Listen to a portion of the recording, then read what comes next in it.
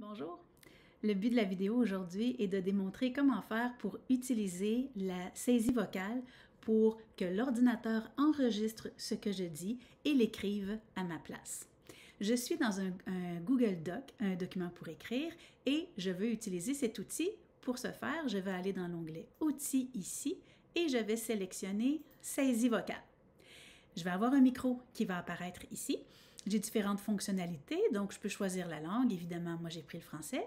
Et si je n'aime pas l'emplacement du micro, en cliquant sur les trois petits points ici, je peux déplacer mon micro à l'endroit que je préfère. Quand je vais commencer à dicter, il va falloir que je parle lentement et que je parle d'une voix assez forte pour que l'ordinateur puisse bien me comprendre. Donc, je vais aller répondre aux questions qui sont ici. On me demande comment je m'appelle. Alors, ce que je vais faire, je vais cliquer à l'endroit où je veux que ma réponse apparaisse. On peut voir ici à mon curseur qui va se mettre à clignoter. Quand je suis prête pour répondre, je n'ai qu'à cliquer sur le micro pour pouvoir commencer à enregistrer. Regarde. Bonjour. Point. Je m'appelle Chantal. Point. Quand j'ai terminé, je reclique à nouveau et l'ordinateur arrête d'enregistrer ce que je dis. Et tu remarques que l'ordinateur ne corrige pas mes fautes, donc on se rend compte qu'il y a encore des erreurs. Il va falloir retourner, par exemple, Chantal, c'est mon prénom, ça prend toujours une majuscule, donc je vais le changer avec le clavier.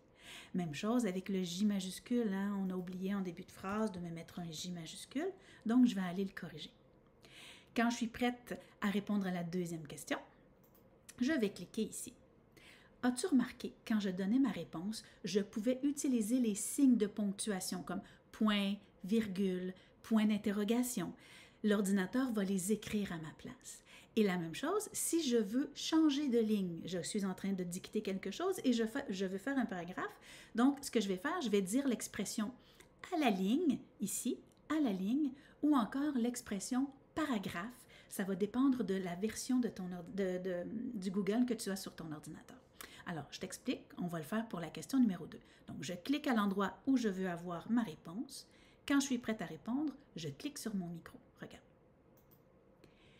Mes activités préférées sont le tennis, virgule, le soccer, virgule, et le ballon chasseur, point. À la ligne. J'aime aussi aller au cinéma avec mes amis, point. Et j'ai cliqué pour arrêter l'enregistrement. Tu vois? Donc, on va avoir les informations qui vont se retrouver ici.